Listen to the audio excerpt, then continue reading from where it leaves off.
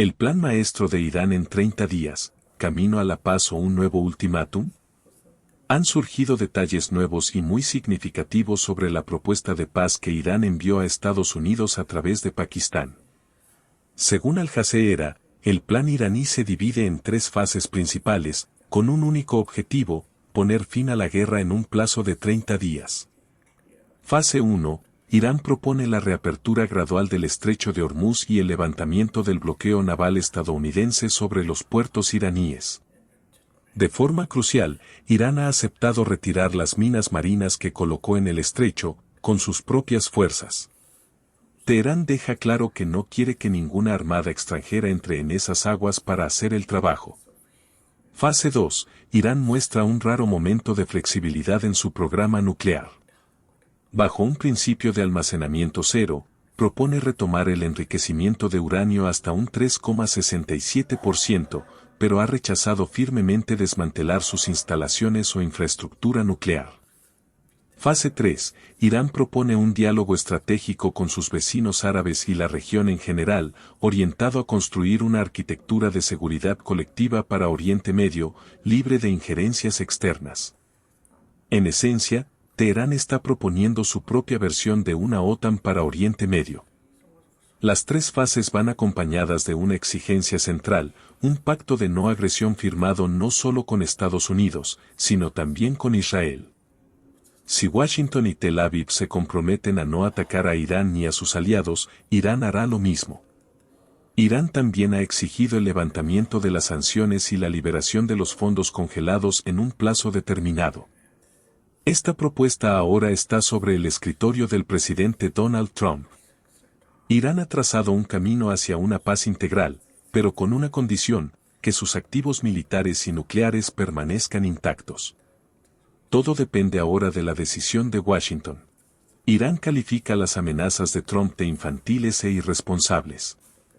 Ali Akbar Velayati, asesor de alto rango del líder supremo Jamenei, ha rechazado de plano las amenazas de presión económica del presidente Trump. En un comunicado emitido hoy, Velayati calificó el enfoque de Trump de irresponsable e infantil, afirmando que tal retórica no puede cambiar los hechos sobre el terreno. Velayati destacó que Trump amenazó recientemente con estrangular económicamente a Irán mediante un bloqueo total, una postura que, dijo, solo revela cuán poco comprende Trump las realidades económicas y políticas globales. Recordó al mundo que las cadenas de suministro de seguridad alimentaria mundial y de fertilizantes están profundamente ligadas al estrecho de Hormuz, una vía marítima bajo control iraní. Si Trump continúa interfiriendo con Hormuz, advirtió, las consecuencias no recaerán solo sobre Irán, sino sobre el suministro de alimentos de todo el mundo. El mensaje de Irán es inequívoco: no cederá ante la presión económica estadounidense y considera su dominio estratégico sobre Hormuz como su carta más poderosa frente a Washington. Europa se suma al coro: Alemania exige a Irán abrir Hormuz y abandonar su programa nuclear. El ministro de Exteriores alemán, Johann Wadephul, ha hablado directamente con su homólogo iraní, Abbas Araghchi, exigiendo la reapertura inmediata del estrecho de Hormuz y el abandono del programa nuclear iraní. En un mensaje publicado en X, Wadephul escribió que, como aliado cercano de Estados Unidos, Alemania comparte el mismo objetivo que Washington. Sus exigencias son prácticamente idénticas a las que ha estado promoviendo el secretario de Estado estadounidense Marco Rubio.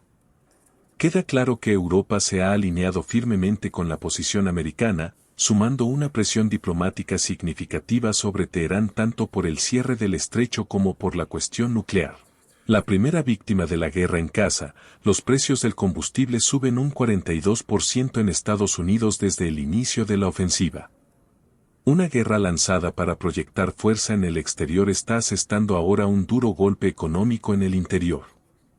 Según un informe de JP Morgan publicado hoy, desde que comenzó la ofensiva de Estados Unidos e Israel contra Irán a finales de febrero, los precios de la gasolina en América han subido un 42%, convirtiendo al país en el de mayor incremento de costos de combustible entre todas las naciones del G7.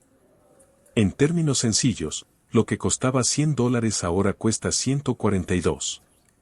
Canadá ocupa el segundo lugar con un aumento del 24%, el Reino Unido ha registrado una subida del 19%. Los analistas señalan que el conflicto ha desencadenado una crisis económica global y, paradójicamente, el país que inició la guerra es el que carga con el mayor peso económico. Las exportaciones de petróleo de Kuwait caen a cero por primera vez desde la Guerra del Golfo de 1991. Una noticia que ha sacudido los mercados globales, datos de un monitor de transporte marítimo revelan que Kuwait no exportó ni un solo barril de petróleo crudo el mes pasado. Es la primera vez desde la Guerra del Golfo de 1991 que el suministro petrolero de Kuwait se detiene por completo. Para dimensionar el impacto, Kuwait produce aproximadamente 2,7 millones de barriles de petróleo al día y normalmente exporta alrededor de 1,85 millones de esos barriles, principalmente a mercados asiáticos como China, India y Corea del Sur. Kuwait también alberga aproximadamente 13.500 soldados estadounidenses y sirve como un nodo logístico clave para toda la región. Que un país de este peso en el mercado energético llegue a exportación cero es una severa señal de alarma para la economía global. 2 soldados estadounidenses desaparecen en Marruecos durante ejercicios militares multinacionales. El Mando de África de Estados Unidos, AFRICOM, ha confirmado que 2 soldados estadounidenses desaparecieron el 2 de mayo durante un ejercicio militar multinacional en el sur de Marruecos. El incidente ocurrió cerca de la zona de entrenamiento del Cabo Draa, próxima a la costa atlántica. Se ha puesto en marcha una operación de búsqueda y rescate a gran escala con la participación de Estados Unidos, Marruecos y otras naciones participantes. El ejercicio, denominado African Lion, comenzó en abril en 4 países, entre ellos Túnez, Ghana y Senegal, y estaba previsto que concluyera en los próximos días. Los 2 soldados desaparecieron antes de que pudiera finalizar.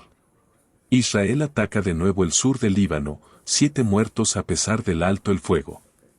Las fuerzas israelíes han vuelto a violar el alto el fuego, llevando a cabo nuevos ataques aéreos en distintas zonas del sur del Líbano que han causado al menos 7 muertos. La agencia de noticias estatal libanesa NNA informó que 3 personas murieron en un ataque sobre la localidad de Safat al-Batik, mientras que otras 3, entre ellas 2 ciudadanos sirios y un egipcio, fallecieron cerca de la ciudad de Tiro. Se están atacando zonas residenciales. El miedo ha vuelto a apoderarse de la región. Gaza, 8.000 cuerpos siguen enterrados bajo los escombros 6 meses después del alto el fuego. Un desgarrador informe de la Defensa Civil de Gaza y el periódico israelí Haaretz revela que aproximadamente 8.000 palestinos permanecen sepultados bajo los escombros de sus propias casas, 6 meses después de que se declarara el alto el fuego, en mayo de 2026. Las labores de recuperación son prácticamente nulas. Se calcula que unos 68 millones de toneladas métricas de escombros cubren el territorio, y menos del 1% ha sido retirado. Gaza se ha convertido, según el informe, en un cementerio sin mapa. Miles de cuerpos permanecen atrapados sin que haya una vía clara para recuperarlos. Arabia Saudita respalda la decisión de Bahrein de retirar la ciudadanía a simpatizantes de Irán. El ministro de Exteriores de Arabia Saudita ha emitido una declaración en la que expresa su pleno respaldo a la decisión de Bahrein de revocar la ciudadanía de personas acusadas de apoyar a Irán durante los ataques ocurridos en tiempos de guerra. Riad fue tajante: la seguridad de Bahrein es la seguridad del Golfo. Arabia Saudita respalda firmemente cualquier medida que Bahrein tome para proteger su soberanía frente a interferencias externas. Sudán: 5 civiles muertos en un ataque de dron de las RSF contra un vehículo civil. En Sudán, las Fuerzas de Apoyo Rápido, RSF, por sus siglas en inglés, Grupo Paramilitar, atacaron con un dron un automóvil civil en la zona de Omdurman, al oeste de Jartum, matando en el acto a los 5 pasajeros que viajaban en él. Los abogados de emergencia de Sudán emitieron un comunicado condenando el ataque. Día a día, la situación en Sudán se deteriora aún más, y desplazarse por las carreteras se ha convertido en un asunto de vida o muerte para los civiles. Ucrania ataca con dron la central nuclear de Zaporilla. Funcionarios rusos han informado de que las fuerzas ucranianas realizaron el domingo un ataque con dron contra un laboratorio dentro de la central nuclear de Zaporilla. No se han reportado daños mayores ni heridos, y las autoridades rusas afirman que la planta no enfrenta ningún riesgo nuclear significativo por el momento. La seguridad en torno a las instalaciones ha sido reforzada de manera considerable. Las consecuencias de un incidente nuclear en un emplazamiento como este son demasiado graves como para no tomarlas en serio.